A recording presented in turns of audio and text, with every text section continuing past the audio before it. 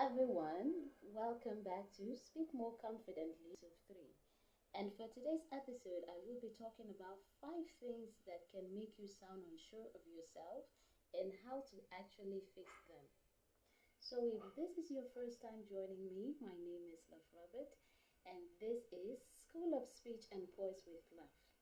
Here I share content on communication strategy, diction, and personal development.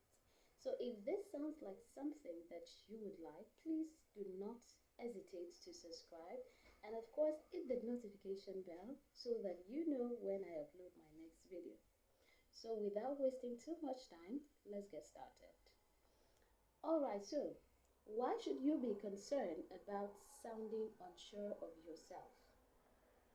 For one thing, there are circumstances that sounding unsure of yourself can have consequences. Let's look at circumstances that you can sound unsure of yourself and it can have a huge consequences at work. For example, if you are applying for a certain role and of course you have submitted your CV, meeting your employer for the first time, from the way you speak, the person is getting to know you. There are things that you can say which would directly communicate to the person that he or she cannot really trust that you would do exactly as your CV communicates, or perhaps that you can even handle the job they would be hiring you for. So in such circumstance, you want to be confident. And of course, avoid words that can make you sound as if you don't know what you're doing. And now for number 2, in social settings with groups of friends. For example, if you are out with a group of ladies and let's say that you belong to a book club, when ideas are being shared or mentioned, and you equally want your own idea to be counted as well, there is how you can say it and people would easily dismiss your own idea as if it's not important. In fact, in some circumstances, you would find another person talking even when you haven't finished. So these are 2 situations that you have to be very sure of what you are saying. Now let's look at what it would result in if you sound so unsure of yourself. For one thing, people can easily misunderstand you or your message. And number 2, it would lead to interruption, because when you start with words that portrays that you are not really sure of what you're about to say, people can easily dismiss whatever idea you have. And now for number 3, you might not be taken seriously. So you wouldn't want this to be a situation you have to deal with. So let's talk about how to fix it. For number 1, stop using excessive filler words. This is one of the things that water down your message and makes it sound very unserious. So aside from that, it also interrupts with your flow and signals that perhaps you're not prepared or whatever you want to say is not something that should be taken seriously. And meanwhile, if you haven't watched the episode 1 of Speak More Confidently on how to reduce your filler words, it will be linked in the description, so please, after this video, go and check it out. And we move to number 2. For number 2, stop over apologizing. Saying sorry at every circumstance with every given time does not make it polite. It only makes it sound as if you're not really sure of what you're saying or you are not coordinated enough.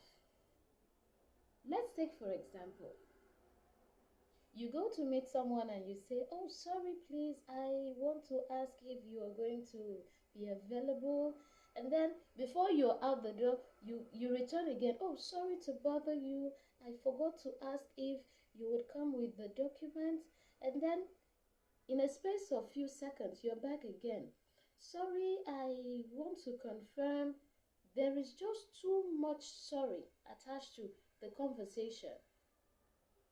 And how do you think the person will react? The person will keep nodding, and in fact, some people will tell you, "No, it doesn't require a sorry." So, know when to say sorry and know when not to. So, in places you will likely say sorry in your conversation, please try to fix that up with other words. And of course, we move to number 3. For number 3, do not speak too fast or too softly. Speaking too fast, it feels as though you memorized it or you were anxious. And then speaking too softly, it sounds more as a joke. You're not serious about it, especially for something you are giving someone a command about. You want the person to do it. So for something like that, you wouldn't sound too softly.